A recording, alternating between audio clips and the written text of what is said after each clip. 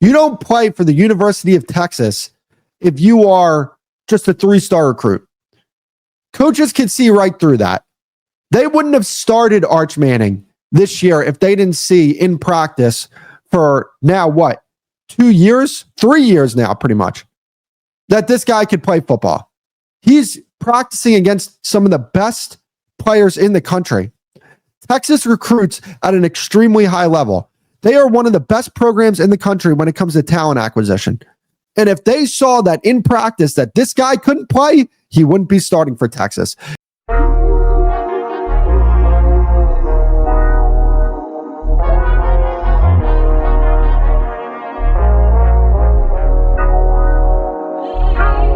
I want to talk about Arch Manning a little bit because it's funny. Going into the season, the perception of Arch Manning was one thing, right? A lot of people looked at him as one of the best quarterbacks in the country, one of the best players in the country.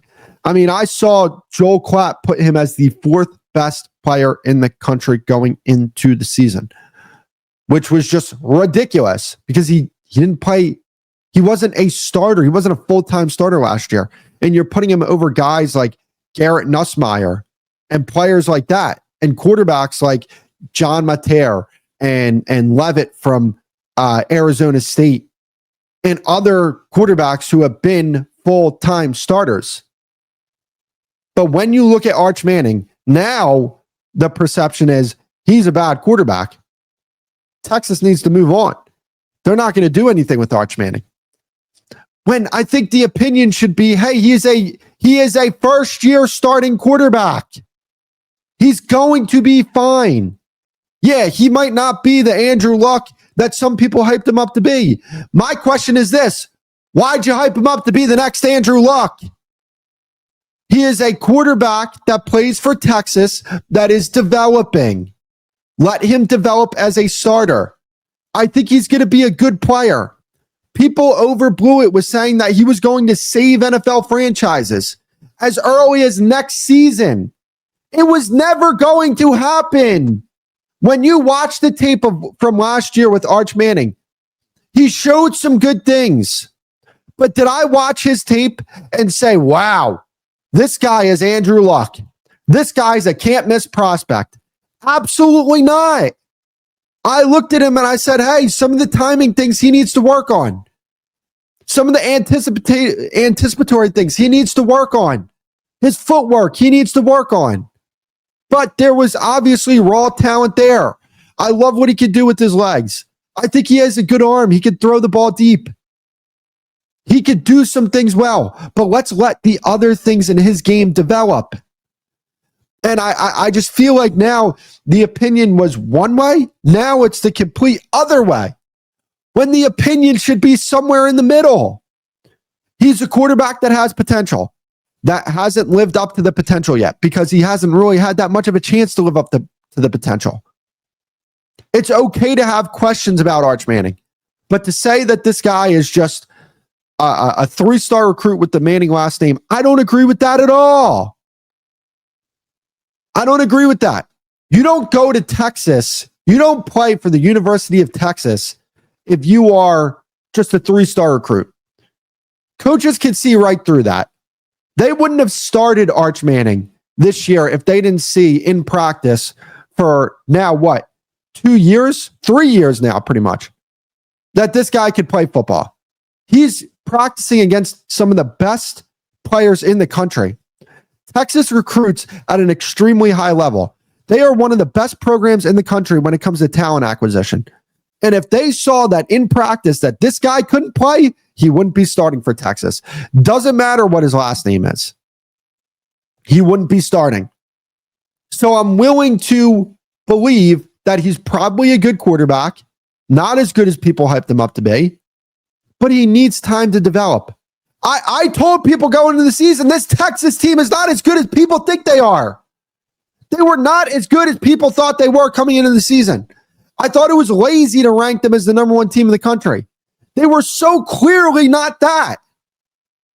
So when Arch Manning doesn't perform to the level that people expected him to perform at, they're like, oh, well, what's wrong with Arch Manning?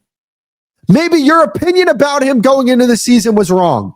Maybe your opinion about this roster going into the season was wrong. They replaced 4 starting offensive linemen. They didn't have a starting receiver that you looked at and said, wow, that's a first-round pick.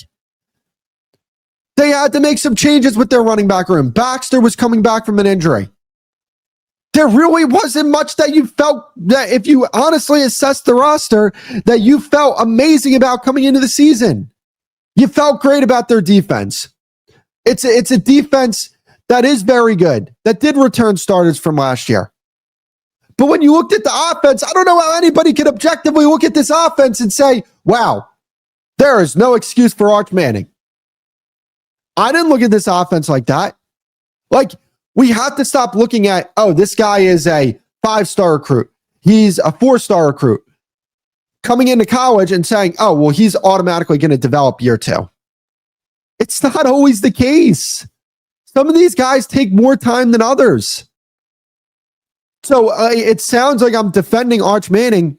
I'm not really trying to defend him. I'm trying to make sure that the conversation becomes more accurate, which is, again, he is a quarterback that needs to develop. He's not ready for the big stage yet. But I never thought Texas was ready for the big stage this year. I didn't think there was any way they were going to win a national championship this year, unless Arch Manning was as good as people thought he was going to be. But I didn't think that was going to be the case. It was never hate. It was never me not liking Texas or Arch Manning. I mean, like, my favorite team's Ohio State. But outside of Ohio State, like, yeah, I root for Texas. Like, I want Texas to do good. College football is better when Texas is great. But I'm not going to force it like some media members out there, Paul Feinman. The team wasn't as good as we thought they were coming into the season. Arch Manning wasn't as good as we thought he was coming into the season. Texas has had 2 back-to-back seasons where they were in the college football playoffs. The program is back in relevance, but they lost a lot of talent to the NFL draft. And there were a lot of people out there that thought that they were just going to snap their fingers and replace that talent. Was never going to be the case. I said next year is going to be Texas's year. It's not this year. They don't have the established talent on their roster.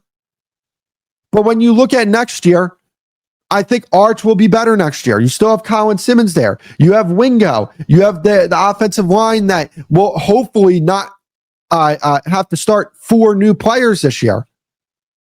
When you do your research on the roster and actually look at the roster going into the season, it wasn't as good as people thought it was. And that's why I picked Ohio State in the game. It's not because I was a fan of the team. I mean, I was right in my prediction. I picked Ohio State to beat Texas because I did a deep dive on the team and I said, I don't like what I see. And it gives me concern as an Ohio State fan. Wow, we only beat Texas by 7 points. Arch Manning didn't look that impressive on Saturday against San Jose State. But again, he's a young quarterback. Let's give it time.